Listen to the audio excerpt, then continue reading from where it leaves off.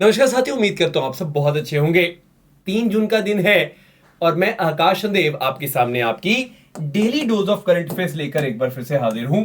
Short, precise, to the point और exam oriented session, ये है 4 वर्ड्स जो कि डिफाइन करते हैं इस daily dose of current affairs को।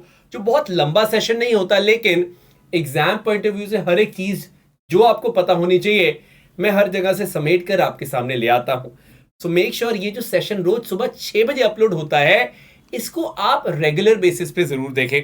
आप इसको 7 बजे देख सकते हैं, रात को 12 बजे देखें, ये आपके ऊपर है, लेकिन देखें जरूर। This is what I would be wanting. और ना सिर्फ देखिए, इसको अपने लाइक वीडियोस में ऐड कर ले। एक अच्छी चीज क्या है, आकाश चंदेव टेक्स्ट बुक चैनल पे आपको इनकी पीडीएफ भी मिलती हैं, तो इस टेलीग्राम चैनल को ज्वाइन करना ना भूलें और सेशन को मैक्सिमम शेयर कर दें अपने सभी फ्रेंड्स के साथ, ताकि वो भी इसका बेनिफिट ले पाए अगर आपको यूजफुल लगे तो। शुरू करते हैं। मैंने पीआईबी पे एक बहुत इंपॉर्टेंट चीज देखी और वो मैं आपके साथ साझा करना चाहता हूं। हमने देखा progress of area coverage under various crops, summer crop से होती हैं, तो उसमें राइस की बात आई, पल्सेस की बात आई, ग्रीन ग्राम, ब्लैक ग्राम, ये सब तो चलो बात हुई ही। स्वाभाविक सी बात है कि राइस पे ज्यादा है, उसके बाद पल्सेस आता है, उसके बाद ग्रीन ग्राम आता है। लेकिन इससे भी ज्यादा इंपॉर्टेंट है, इसी प्रेस रिलीज में हमने देखा अबाउट मिलेट्स। आपको पता है श्री अन्न की हम लोग बात करते हैं, कोर सीरियल की हम लोग बात करते हैं। यहां पर मैंने एक चीज ऑब्जर्व की कि हमारे टॉप मिलेट्स कौन से हैं। जैसे आपको पता होगा, वी हैव गॉट बाजरा। यहां अगर नहीं पढ़ा जा रहा मैं लिख देता हूं, बाजरा बहुत टॉप पे आता है। उसके बाद हम लोग क्या देखते हैं, ज्वार। उसके बाद हम लोग क्या देखते हैं, रागी। तो ये यहां पर इस पोस्ट से मैंने ऑब्जर्व किया कि ये टॉप 3 मिलेट्स हैं भारत के। आपको पता है, चाहे वो एफकेट हो, चाहे वो सीडीएस हो, चाहे वो सीएपीएफ हो, या कोई भी और एग्जाम हो, वहां पे आपको ये सब पूछा जा सकता है। तो टॉप पे कौन सा है, टॉप पे है हमारा बाजरा। इसके बारे में मैं और भी आपको पॉइंट्स बताना चाहूंगा। तो देखेंगे, जब भी हम लोग मेजर मिलेट्स की बात करेंगे भारत में, तो यहां पे आप देख सकते हैं आधे से भी ज्यादा शेयर किसका है, बाजरा का। ये बात याद रखिएगा, पर्ल मिलेट यानी कि बाजरा। फिर हम सोरगम की बात करते हैं, फिर फिंगर मिलेट यानी कि रागी की बात करते हैं। तो ये आप याद रखिएगा, सोरगम मतलब ज्वार और रागी तो रागी है ही है। तो आप ये देख सकते हैं कि 99% तो मतलब 98-99% तो यही सब मिलेट्स हो जाते हैं। ये 60% है, ये 27% है। तो आप ये नोटिस करें कि हम इंटरनेशनल ईयर ऑफ मिलेट्स की बात करते हैं कि 2023 इंटरनेशनल ईयर ऑफ मिलेट्स है, लेकिन ये जानना बहुत आवश्यक है हमारे लिए कि कौन से मिलेट्स टॉप पे हैं। तो बाजरा टॉप पे, ये बात याद रखेगा। और अगर मैं स्टेट वाइज बात करता हूं, कौन सी स्टेट सबसे ज्यादा प्रोड्यूस करती है, तो राजस्थान, क्योंकि पानी कम है राजस्थान के पास, इसलिए राजस्थान टॉप पे रहती है, बिकॉज पानी कम लगता है इन क्रॉप्स में।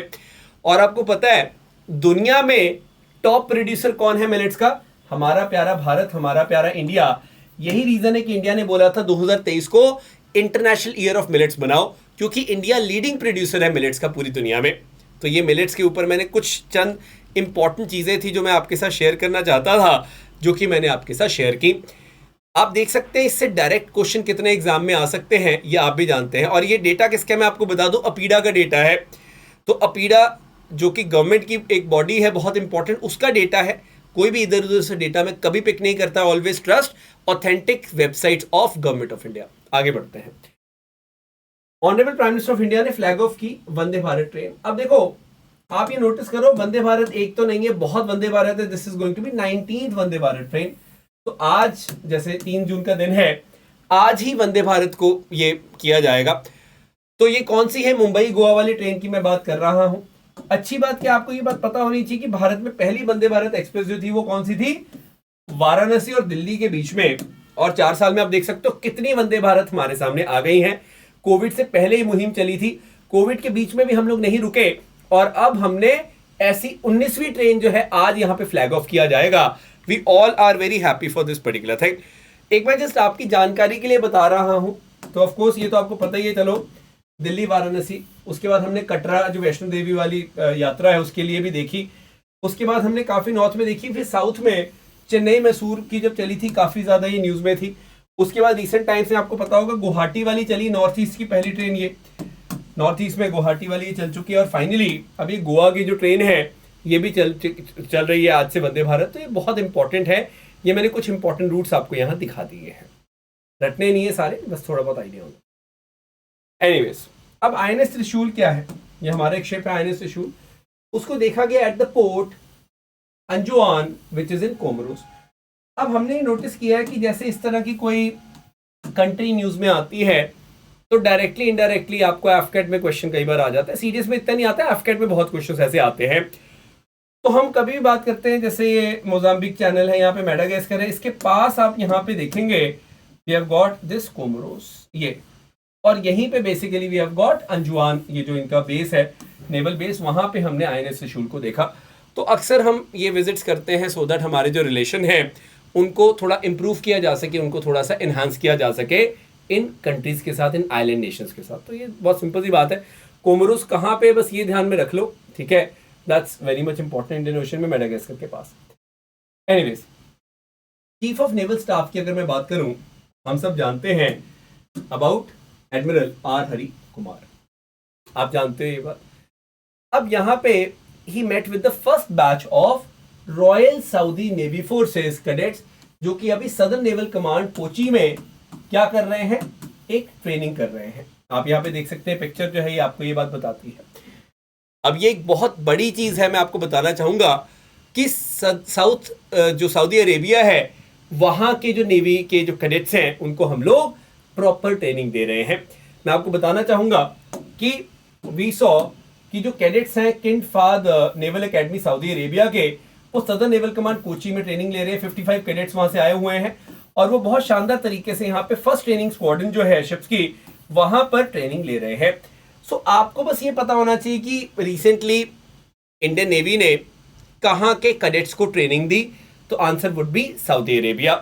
कहाँ पर ट्रेनिंग दी, तो आप बोलोगे southern naval command. Southern naval command कहाँ पे है, it's in Kochi. So that's how you streamline the process of learning. और एक बार अगर आपको ये बात याद होगी तो मुझे नहीं लगता कभी आप भूलोगे, very streamlined way you have to have for the learning process. इतनी सी बात है, तो कोई बहुत हाईफाई चीज नहीं जो मैं बता रहा हूं। हर रोज आपका ये सेशन होता है, 15 मिनट से भी कम टाइम में मैं पूरा खत्म कर देता हूं, और आपको पीडीएफ भी मिल जाएगी आकाश चंदेव फेसबुक पे, तो यहाँ पे जरूर देखें। Make sure you hit the like button as well. आगे बढ़ते हैं, यहाँ पे एक बहुत इंपॉर्टेंट यहाँ पे ये न्यूज में बोलूंगा, अपडेट बोलूंगा जो कि हमें देखने को मिला। I would like to talk about that. अब पहले मैं यहाँ पे एक इंस्टीट्यूशन का नाम बताना चाहूंगा, एक quantum information and computing lab है, QUIC लैब, जो कि रमन रिसर्च इंस्टीट्यूट में है। रमन रिसर्च इंस्टीट्यूट कहाँ पे है, बैंगलोर में है। सर CV रमन भी इसके साथ जुड़े रहे थे, अब तो गवर्नमेंट ऑफ इंडिया इसको चलाती है। 1948 का इंस्टीट्यूट है। अब देखो यहाँ पे इन्होंने क्या किया है, यहाँ पे जो साइंटिस्ट काम कर रहे हैं, they have devised a method to overcome distortion due to photon polarisation.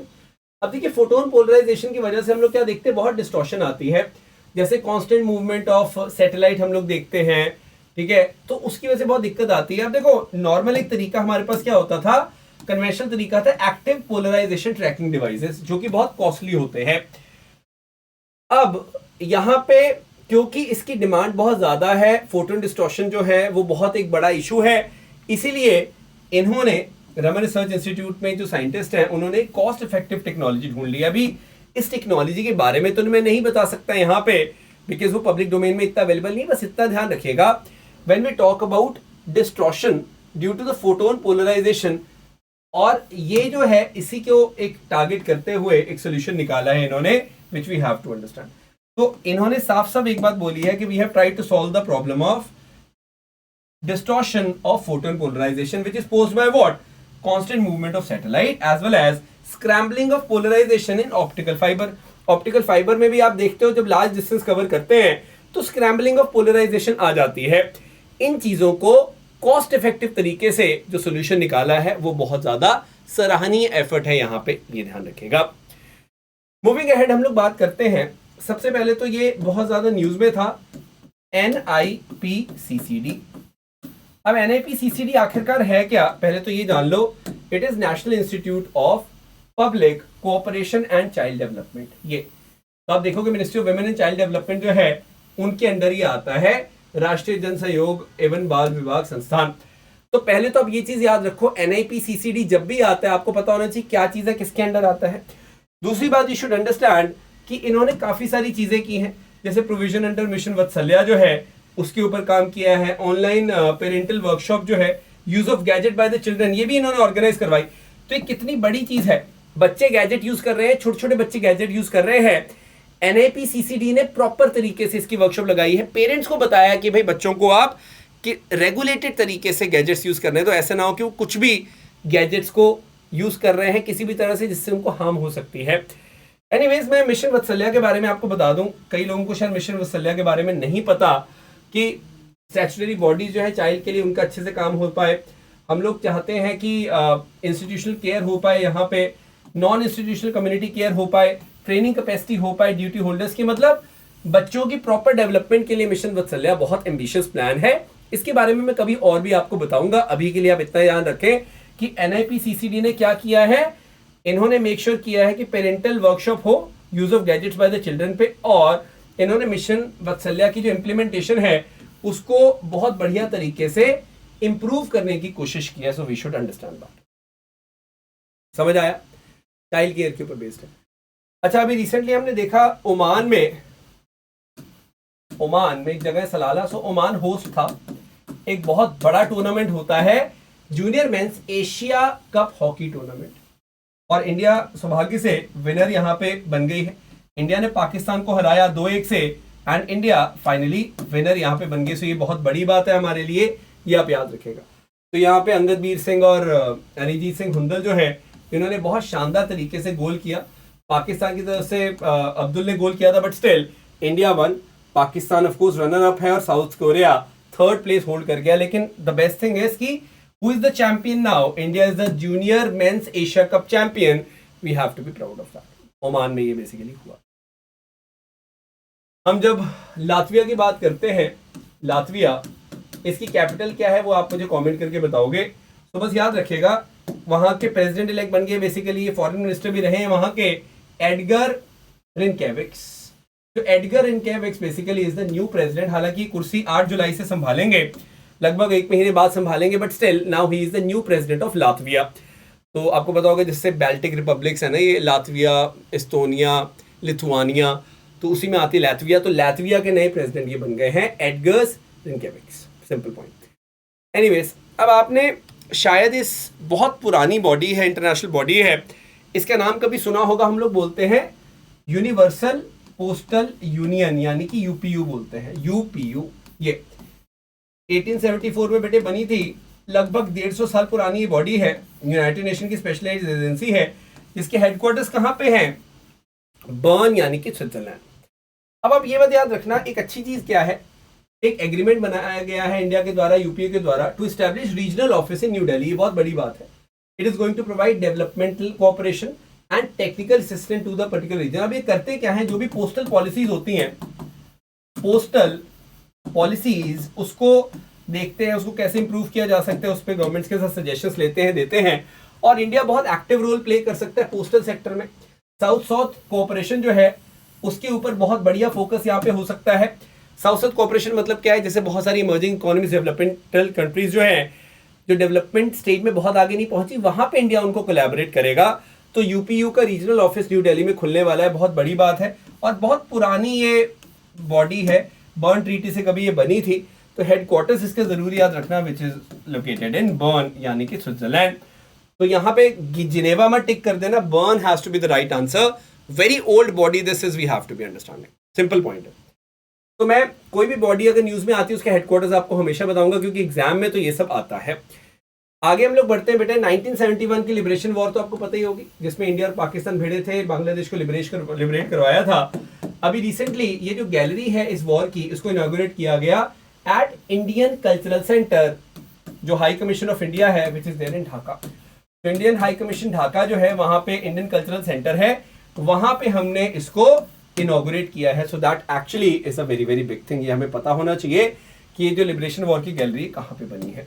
तो लिबरेशन वॉर से इतना तो ध्यान में आ जाता है कि बांग्लादेश होगा, पर बांग्लादेश में है या इंडिया में है, थोड़ा सा में क्लैरिटी होनी चाहिए। Anyways, now PM Svanidhi scheme के बारे में आपने सुना होगा, कोविड के टाइम पे आई थी। तो कोविड जब एकदम पीक पे था उस समय आई थी 2020 में, और अब 2023 पे हम आ गए हैं। तो इसने 3 साल अपने पूरे कर लिए हैं, 3 ईयर्स इसने कंप्लीट कर लिए हैं। बस ध्यान रखिएगा, बेसिकली क्या है ये, prime minister street vendor Atmanirbhar Nidhi, यानी कि PM स्वनिधि।